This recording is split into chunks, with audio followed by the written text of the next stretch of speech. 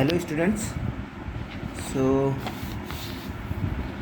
Previous class में हम लोगों ने आर्कोलॉजिकल सोर्सेज के बारे में समझा and today let's start from literary sources. Literary sources का मतलब होता है साहित्यिक सोर्सेज, मतलब कि वो सोर्सेज जो हमारे पास लिखित में मौजूद हैं।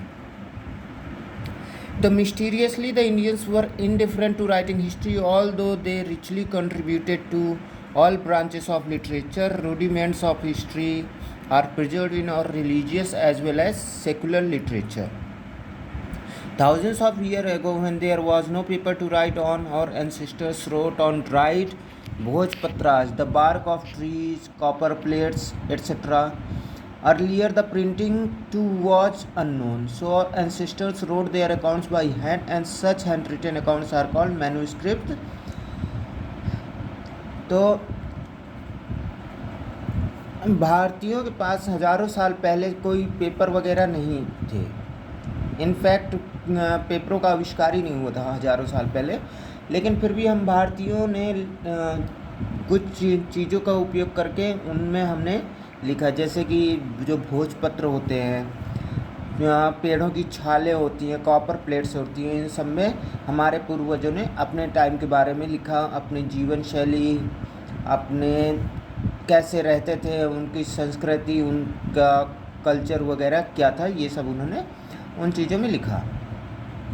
और ऐसे अब वो उन सबको अब में जो हैंड रिटन रिकॉर्ड्स होते थे उनको जो है हम लोग मैन्यूस्क्रिप्ट्स यानी कि हस्तलिपि बोलते हैं। अब लिटरेरी सोर्सेज हमारे क्या क्या होते हैं। पहला हमारा रिलीजियस लिटरेचर, मतलब कि धार्मिक साहित्य। द रिलीजियस और sacred literature of India includes the Brahmanical literature, Vedas, Smritis, Upanishad, Puranas, Aranyakas etcetera, Buddhist and Jain sacred text and epics.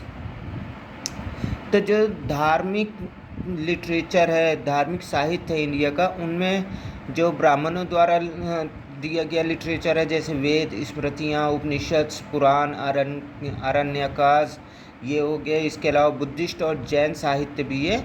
और एपिक्स मीन्स जैसे महाभारत हो गई, रामायण हो गई, ये हमारे एपिक्स कहलाते हैं, मतलब महाकाव्य कहलाते हैं।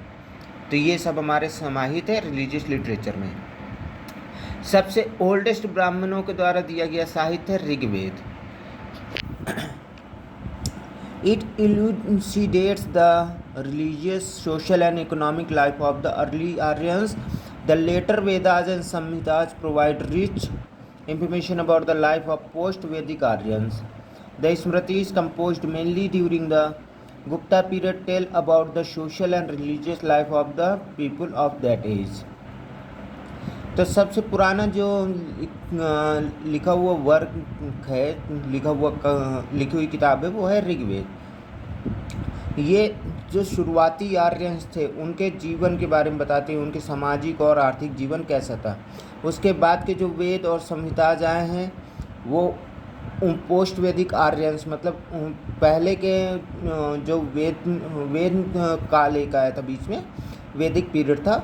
वैदिक पीरियड के बाद के आर्यंस का जीवन कैसा था उनके बारे में बाकी के वेद और संहिताज हमें बताते हैं। स्मृति जो है वो गुप्ता पीरियड में मेनली कंपोज हुई थी, जो हमें उस टाइम के लोगों के बारे, सामाजिक और धार्मिक जीवन के बारे में बताती हैं। रामायण और महाभारत हमारे दो बहुत महत्वपूर्ण महाकाव्य हैं। इनको लिखा था महर्षि वाल्मीकि ने, रामायण लिखी थी, और महर्षि वेदव्यास ने महाभारत लिखी थी। इन दोनों ही महाकाव्यों का हमारे जीवन में बहुत ही बड़ा धार्मिक महत्व है, हम हिंदुओं के जीवन में।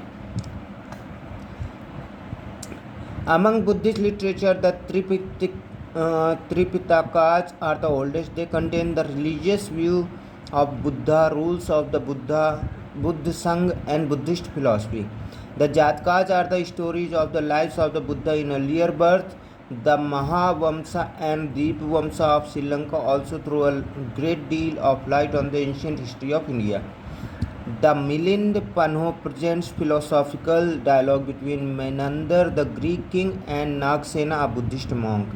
The Angaj of the Jains tells about the contemporary society and the political and economic condition of those days.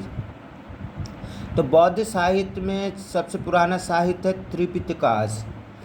उसमें बुद्ध बुद्ध भगवान बुद्ध के जो धार्मिक विचार थे उनके बारे में बताया गया है। साथ ही बुद्ध संघ और बुद्धिस्ट फिलॉसफी कैसी है उन सब के नियमों के बारे में उसमें बताया गया है। जातका जो कहानियाँ हैं वो भगवान बुद्ध के पूर्व के जन्मों की कहानियाँ हैं। महावंश और दीपवंश जो श्रीलंका के हैं के साहित्य वो भी हमारे भारत के प्राचीन भारत के इतिहास के बारे में बताते हैं। मिलिंद पन्हु एक फिलोसॉफिकल डायलॉग है। ग्रीक का एक राजा था मेनेंदर, उसके और एक बुद्धिस्ट संत थे नागसेना, उन दोनों के बीच में जो डायलॉग थे, जो बातें वगैरह हुई थी, कन्वर्सेशन हुई थे, उनके बीच का संग्रह है। अंगाज हैं वो जैन्स के द्वारा लिखा हुआ साहित्य है। वो उस टाइम के जो समकालीन समाज और राजनीतिक और आर्थिक स्थितियाँ थी लोगों की, उनके बारे में बताता है। नेक्स्ट है सेकुलर लिटरेचर।